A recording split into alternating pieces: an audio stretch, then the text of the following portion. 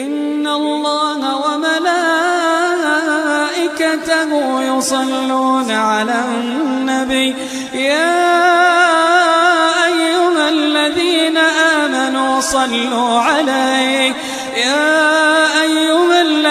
آمنوا صلوا عليه وسلموا تسليما.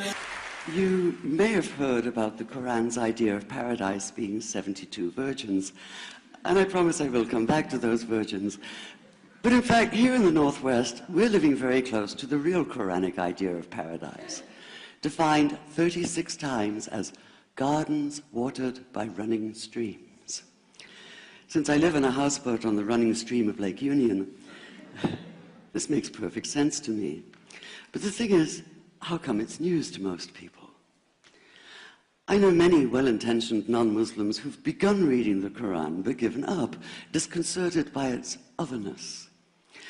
The historian Thomas Carlyle considered Muhammad one of the world's greatest heroes, yet even he called the Quran as toilsome reading as I ever undertook, a wearisome, confused jumble. Part of the problem, I think, is that we imagine that the Quran can be read as we usually read a book, as though we can curl up with it on a rainy afternoon with a bowl of popcorn within reach, as though God, and the Quran is entirely in the voice of God speaking to Muhammad, were just another author on the bestseller list. Yet the fact that so few people do actually read the Quran is precisely why it's so easy to quote. That is, to misquote. Phrases and snippets taken out of context in what I call the highlighter version, which is the one favored by both Muslim fundamentalists and anti-Muslim Islamophobes. So this past spring, as I was gearing up to begin writing a biography of Muhammad, I realized I needed to read the Quran properly as I could, that is. My Arabic's reduced by now to wielding a dictionary, so I took 4 well-known translations and decided to read them side by side, verse by verse, along with a transliteration and the original 7th century Arabic. Now, I did have an advantage. My last book was about the story behind the Shia-Sunni split, and for that I'd worked closely with the earliest Islamic histories, so I knew the events to which the Quran constantly refers, its frame of reference. I knew enough, that is, to know that I'd be a tourist in the Quran, an informed one, an experienced one even, but still an outsider, an agnostic Jew reading someone else's holy book. So I read slowly. I'd set aside 3 weeks for this project, and that, I think, is what is meant by hubris, because it turned out to be 3 months. I did resist the temptation to skip to the back where the shorter and more clearly mystical chapters are, but every time I thought I was beginning to get a handle on the Quran, that feeling of, I get it now, it'd slip away overnight, and I'd come back in the morning wondering if I wasn't lost in a strange land. And yet the terrain was very familiar.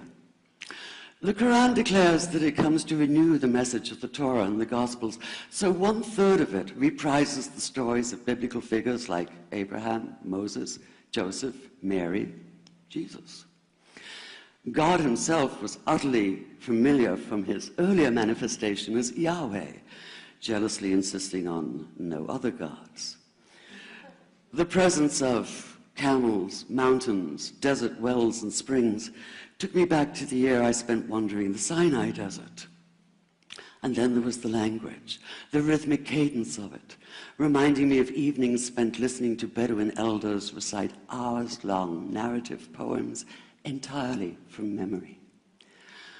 And I began to grasp why it said that the Quran is really the Quran, only in Arabic. Take the Fatiha, the 7-verse opening chapter that is the Lord's Prayer and the Shema Israel of Islam combined. It's just 29 words in Arabic, but anywhere from 65 to 72 in translation. And yet the more you add, the more seems to go missing.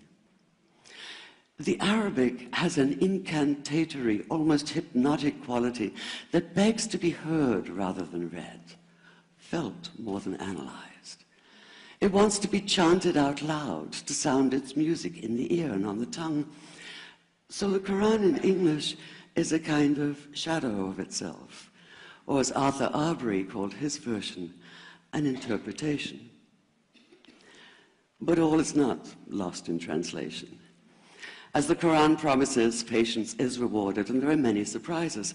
A degree of environmental awareness, for instance, and of humans as mere stewards of God's creation, unmatched in the Bible.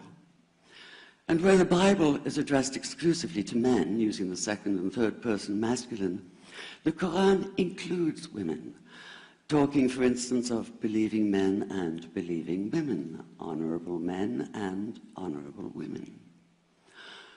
Or take the infamous verse about killing the unbelievers.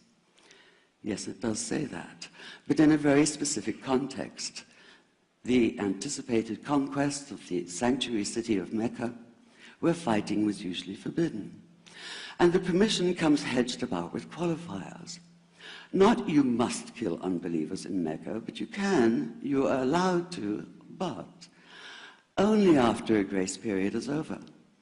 And only if there's no other pact in place. And only if they try to stop you getting to the Kaaba. And only if they attack you first. And even then, God is merciful, forgiveness is supreme, and so, essentially, better if you don't. This was perhaps the biggest surprise. How flexible the Quran is, at least in minds that are not fundamentally inflexible. Some of these verses are definite in meaning, it says, and others are ambiguous. The perverse at heart will seek out the ambiguities, trying to create discord by pinning down meanings of their own. Only God knows the true meaning. The phrase, God is subtle, appears again and again. And indeed, the whole of the Quran is far more subtle than most of us have been led to believe, as in, for instance, that little matter of virgins and paradise. Old-fashioned Orientalism comes into play here. The word used 4 times is huris, rendered as dark-eyed maidens with swelling breasts, or as fair, high-bosomed virgins. Yet all there is in the original Arabic is that one word, huris. Not a swelling breast or high bosom in sight.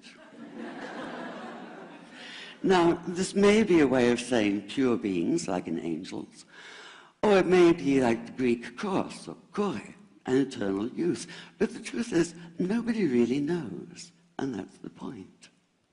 Because the Quran is quite clear when it says that you will be a new creation in paradise, and that you will be recreated in a form unknown to you, which seems to me a far more appealing prospect than a virgin.